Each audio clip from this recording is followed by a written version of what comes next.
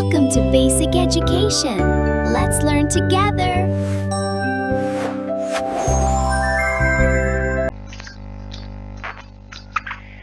চতুর্থ শ্রেণীর গণিত বইয়ের 40 পৃষ্ঠায় 5 নম্বর অঙ্ক। একটি গুদামে 14,845 বস্তা চাল, 10,483 বস্তা গম ও 6,958 বস্তা ডাল আছে। ওই গুদামে মোট কত বস্তা দ্রব্য আছে? তো গুদামে চাল আছে কত বস্তা? 14,845 বস্তা। গম আছে 10,483 বস্তা। ডাল আছে 6,958 বস্তা। তাহলে এটা আমাদের কি করতে হবে? যেহেতু মোট আছে আমরা এটা যোগ করব। হ্যাঁ, যোগ চিহ্ন দিয়ে দিয়েছি। যোগ করলে কত হয়? 5 আর 3 এ 8, 8 8 16, হাতে 1, 4 আর 8 এ 12, 12 আর 5 এ 17, হাতের 1 এ 18, হাতে আবারও 1, 8 1 এ 9, 9 আর 4 এ 13, 13 আর 9 এ 22, হাতে 2, 4 আর 2 এ 6, 6 আর 6 এ 12, হাতে 1, 1 1 2 আর হাতের 1 এ 3। তাহলে গুদামে মোট দ্রব্য আছে কত বস্তা? 32,286 বস্তা। এটা হচ্ছে 5 নাম্বার। এরপর আমরা করব 6 নাম্বার। এমন একটি সংখ্যা নির্ণয় করি যা 3,582 থেকে 475 বড়। তাহলে সংখ্যাটি হবে কত? 3,582 থেকে 475 বড় সংখ্যাটি হবে। তাহলে দুইটা যোগ করে দিব, যেহেতু বড় 3,582 থেকে 475 বড়, তাই 475 যোগ করে দিলে যা পাবো সেটাই হচ্ছে সংখ্যাটি। হ্যাঁ, তাহলে আমরা যোগ করে দিলাম। কত হয়? 5 আর 2 এ 7, 8 আর 7 এ 15 আর 5, হাতে 1, 4 আর 5 এ 9, হাতের 1 এ 10, হাতে 1, 3 আর হাতের 1 এ 4। তাহলে কত? 4,057। তাহলে 3,582 থেকে 475 বড় সংখ্যাটি হবে 4,057। এরপরে 7 নাম্বার।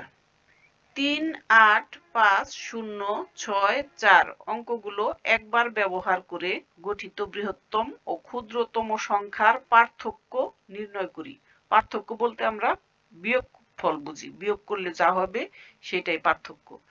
তাহলে 3 8 5 0 6 4 অঙ্কগুলো মাত্র একবার ব্যবহার করে গঠিত বৃহত্তম সংখ্যা। সবার আগে 6, সবার আগে 8, 8 হচ্ছে সবচেয়ে বড়, তাহলে 8 আগে লিখলাম, তারপরে হচ্ছে 6, তারপরে 5, তারপরে 4, তারপরে 3 0। এ হচ্ছে বৃহত্তম সংখ্যা। আর ক্ষুদ্রতম সংখ্যা, তাহলে শূন্য বাদে তার চেয়ে শূন্যর চেয়ে বড় সংখ্যাটি হচ্ছে 3। 3 এর পরে শূন্য দিয়ে দিলাম, তারপরে 4 5 6 8।